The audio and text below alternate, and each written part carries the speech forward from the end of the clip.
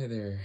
So I rearranged the words and now we're going to come up with some stories based on these words. We're going to traverse over them and create a story out of it. And in fact, we're going to make more than one story. So let's do it. I found out that ire means anger, by the way. So let's start here in the grove. So we're in a grove, and there's a road leading out of the grove. Where does the road lead to? The road leads to a den. And this den, it's in and it's under New York. New York City, this den is under. And inside this den, they have this man, and he shouts, "Yo!" And it turns out that the people inside this den, they're of an oral tradition where they've learned of all things by communicating orally, passing down generation to generation all their knowledge through word of mouth. And so when you found these people, you became a racer. You became a racer of words. You raced in competitions because they had competitions to see who could speak the fastest. See, it turns out that these people were actually also rappers, and they had competitions of who could rap the fastest. And you became one of these people, and you entered these competitions. They were your lifeblood. They were your everything. And whenever you lost, it gave you much ire. You had to have a very high IQ to be able to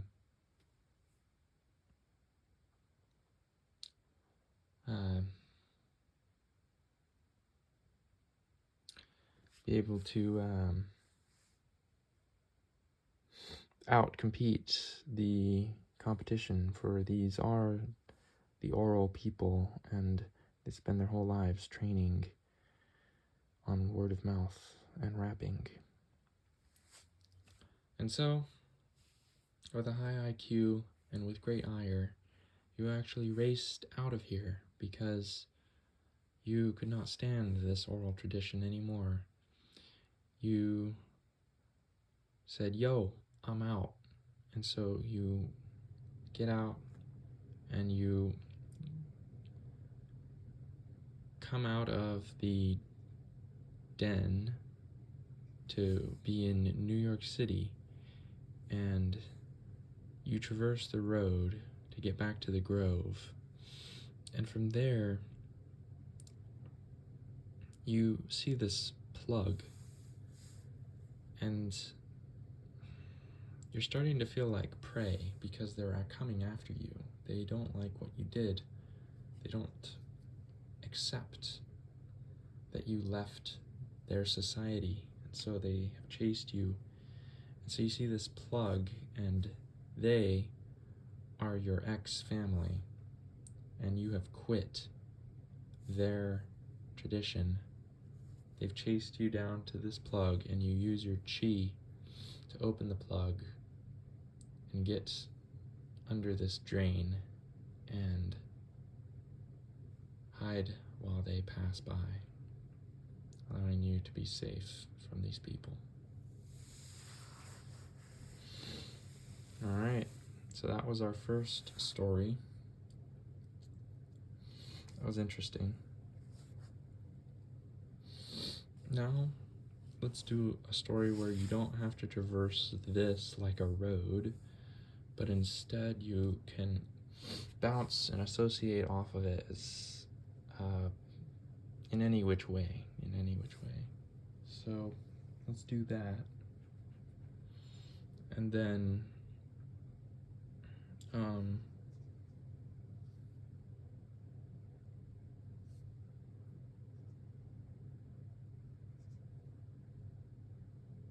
then, yeah, that'll be it, basically. I don't know, we may do one more, but let's just do that for a second. Alright, so,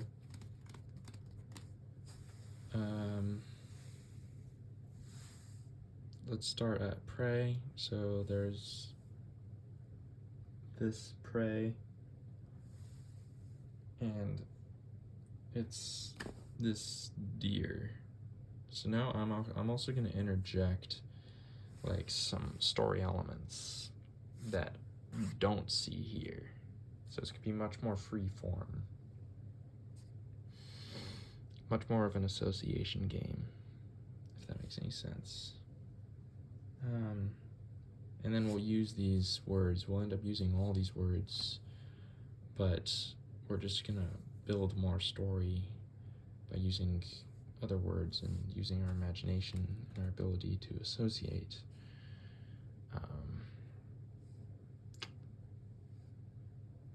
Instead of just relying on these words. So there's prey, it's a deer, and the deer has much fear because the deer is near a den, and the den, it has wolves in it, and the wolves are hungry, and the wolves, they come out at night to feed, and so this deer is very scared. And so the wolves, they have much ire. They have much anger towards the world because they were once gods.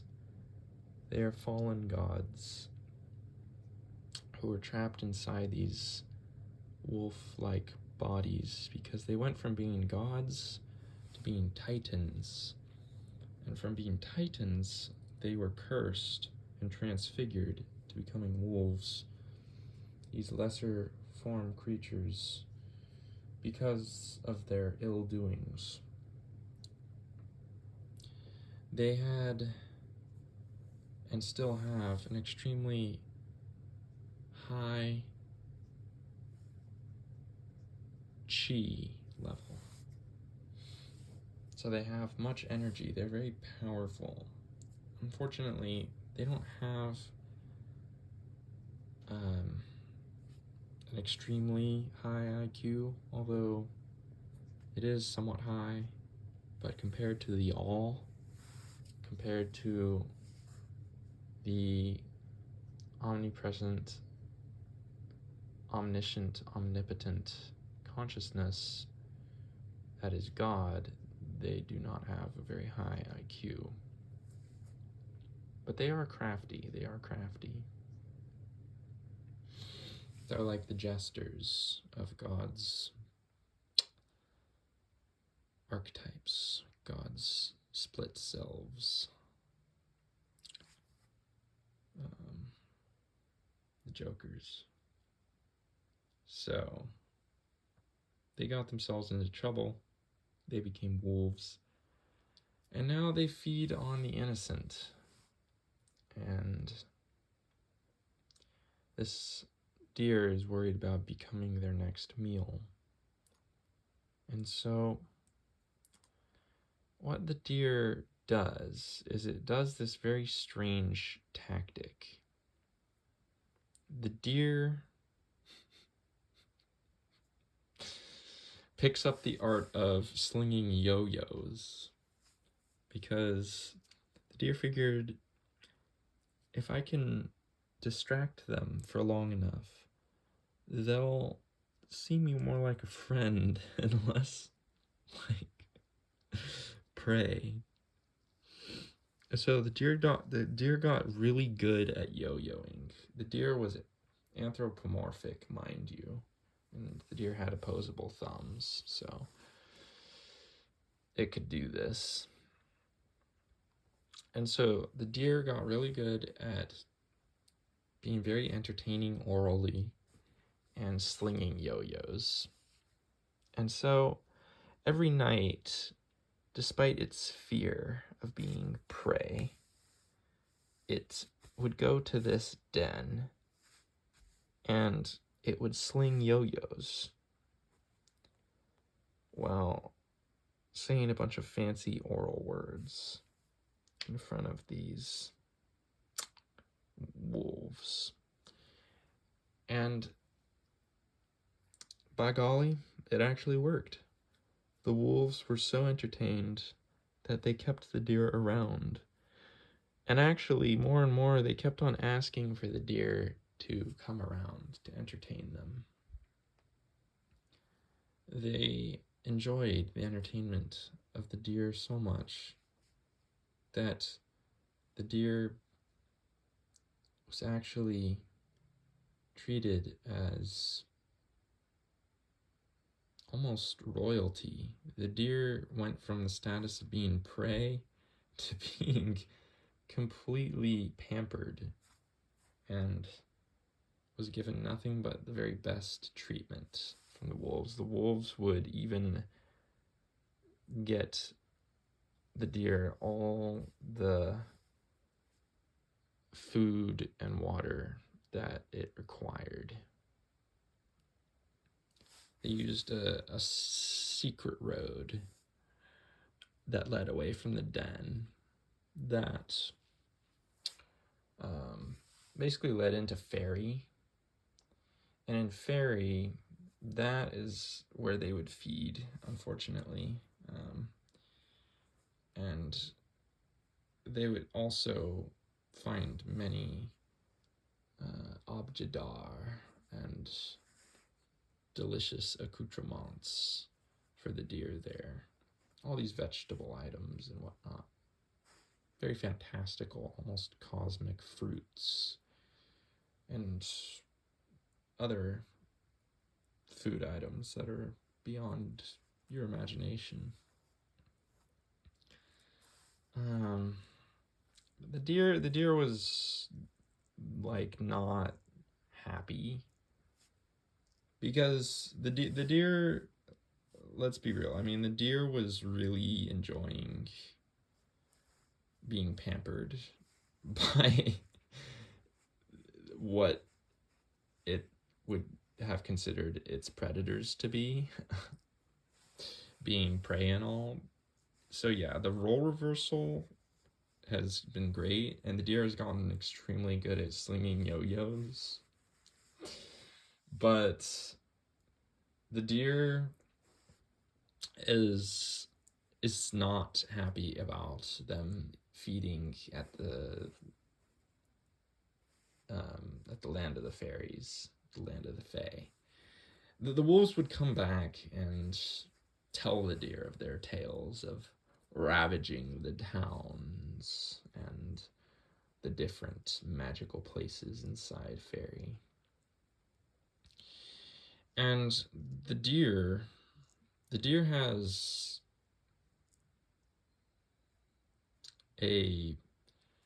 basically a long lost ex that actually lives in Fairy, and the deer feels rather conflicted because on the one hand, the deer has never had it better. I mean, the deer is getting fed everything the deer needs. The deer loves slinging yo-yos, and as benefits, so do the wolves. And so things are going pretty nice, but at the same time, the problem hasn't really been solved because the deer is an emotional being and has compassion and sympathy and empathy for those that are still on the pointy end of the stick, if you will, of the wolves. The wolves' hunger and the wolves' greed and lust for power and satisfaction and pleasure. So, but be that as it may, The deer and the deer's ex didn't exactly end on happy terms, and so the deer doesn't really know how to feel about the ex. But the deer has no idea if the ex has even been eaten yet by the wolves, or if the ex is still in there in Fairy, just sort of, trying to survive, um, trying to stay away from the wolves whenever they go in for their feeding time. And so, yeah, the deer is rather conflicted. Luckily, the deer has this friend in New York, um, who um, they sell magical plugs, and so what this deer is basically hoping for is maybe there's some way that this friend of theirs can plug up the way to Fairy. That way the wolves cannot get in there anymore. And so the deer, but the thing is, the deer is spending so much time with the wolves, entertaining them with the yo-yo tricks, that the deer doesn't really know if the deer can escape anymore. Like, the deer is kind of like stuck here now to be forever the entertainer of these wolf titan fallen gods. And so the deer tries to plan an escape. The deer tries to time it so that when the wolves are in Fairy, away on their feeding, that is when the deer will essentially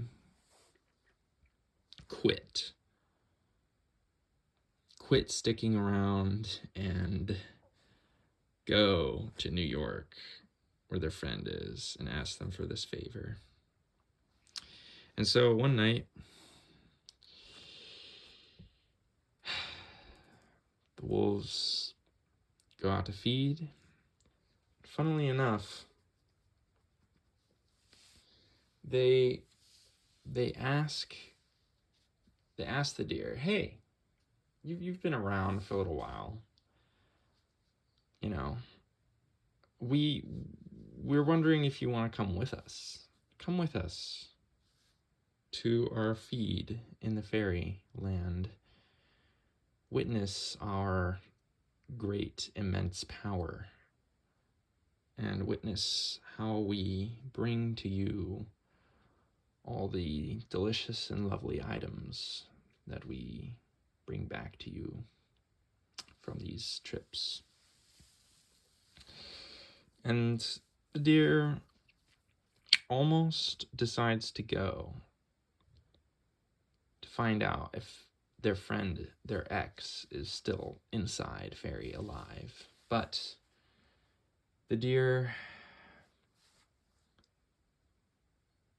realizes that might be fatal, since if they go inside looking for the ex, that might be suspicious to the wolves. But nevertheless, the deer did see there was two choices. Choice one, stay here, try to plug up Fairy. But that would mean needing to escape again when the wolves come back to go and plug up Fairy, or maybe just getting the friend to do it.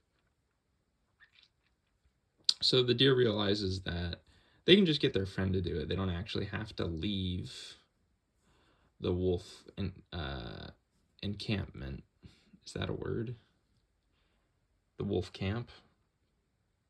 The encampment? They don't need to leave that because the friend can just do it. And so that seems like a safe bet. But there's this other option of going with the wolves, trying to find their friend, and then trying to get their friend out of Fairy. Because if they're out of Fairy, they're not going to be eaten anymore. Unless the wolves no longer have a way to get into Fairy. And so that's the dilemma. Is that once they plug up Fairy, then they're gonna start looking a lot less like royalty and a lot more like prey again. So it's a tough choice. So the deer decides to stay around. The wolves go in, and the deer goes to New York, gets their friend, and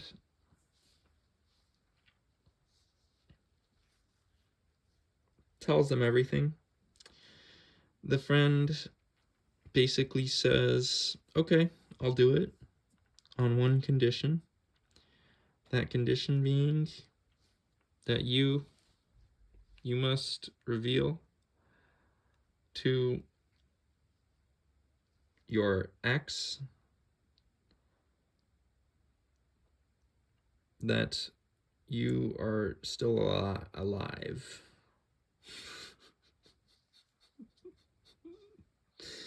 Because here's the thing, is that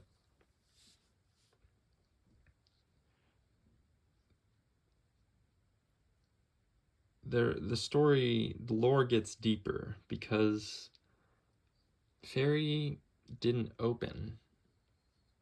It didn't open until the deer and the ex broke up. When they were together, Fairy was completely separate from the natural world, because all was in harmony. And the deer leaving their ex, that the tearing of that relationship also left a tear in space-time, a tear between dimensions, the dimension of Fairy and the dimension of the normal mortal world. And so they need to get back together. They need to get back together, because if they don't, Fairy will be still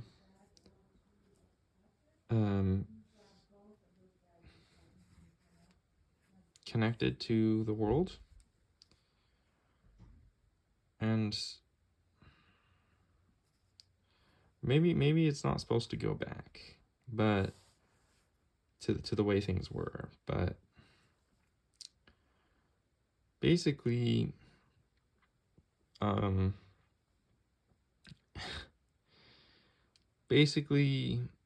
if they get back together,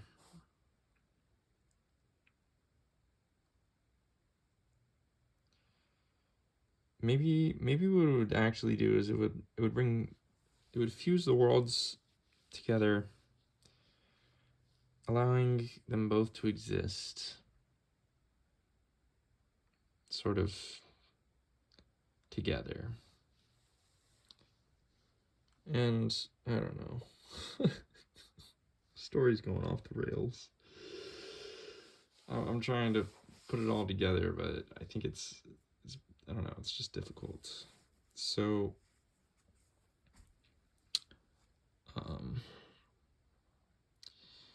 the condition is that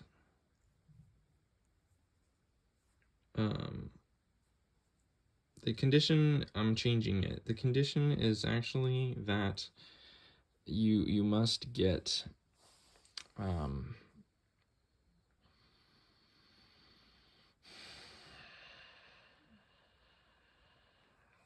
you must go on a rescue mission with me. You must go on a rescue mission to get your ex out of there forever, because they don't belong there, actually.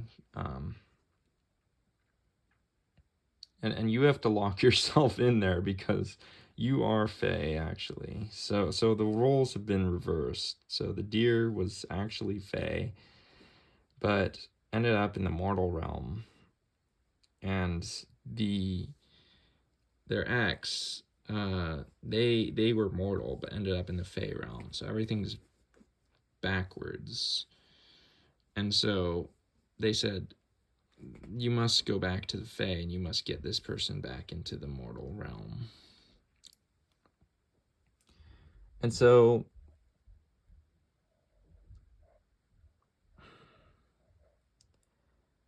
the deer says yes, and the wolves,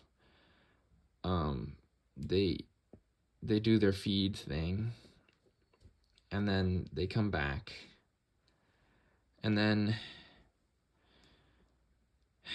they say, okay, entertain us. And so deer does the yo-yo thing, and then they're happy, and then they're all asleep one night, and then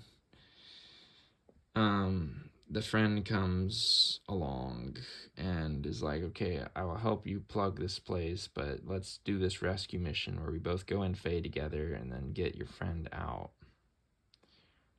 And so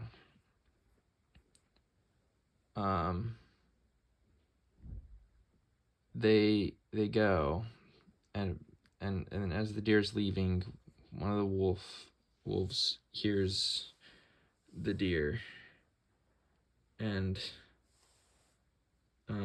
so then it starts a hunt, and then the wolves all wake up, and so then the deer is racing to meet their friend in New York.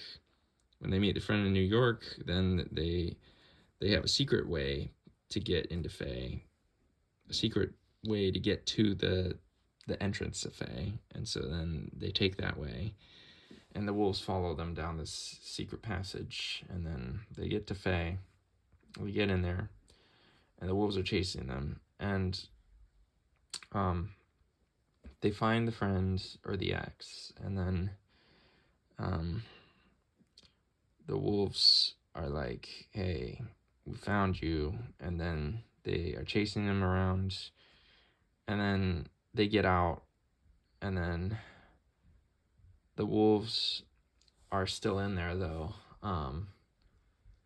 and so they decide one last time to, like, they're like, okay, we're actually gonna face the wolves. We're not gonna be prey anymore. And so the dude who has the magic plugs, he also has a plug to special magic weapons and sort of gadgets and things. And so they go to the magic weapons store, and then they deck out the yo-yos that the deer has. So then the deer's slinging lethal yo-yos that have like spikes and stuff and magic. One's like spiky and has like blades and that spin, and then the other one has like magic, like poof poof, like spells attached to the yo-yo, the end of the yo-yo. And the friend gets some kind of magic wand, and then the dude gets like a magic staff. And so then they go to the entrance. They go into Fae fearlessly. Well, actually, they had fear, but they went in anyways, because that's what you're supposed to do when you have fear. And then they find the wolves, and then they go boom, boom, boom, and they attack them, and then they kill them. They're dead. And everybody celebrates. Hooray! And then they're all happy. And then it turns out that they were so happy. happy that the ex, like, they got back together. They couldn't not do it, and so in fact they didn't separate the worlds because the worlds were meant to be together. But what they did do is actually they did separate them, but once in a blue moon they would allow it to open. The magic man would open it so that the two lovers could be together again. Every blue moon that happens. But otherwise, the mortal X, who's not an X anymore, went back to the mortal realm, and the deer went back to Fae, and happily ever after. Hooray!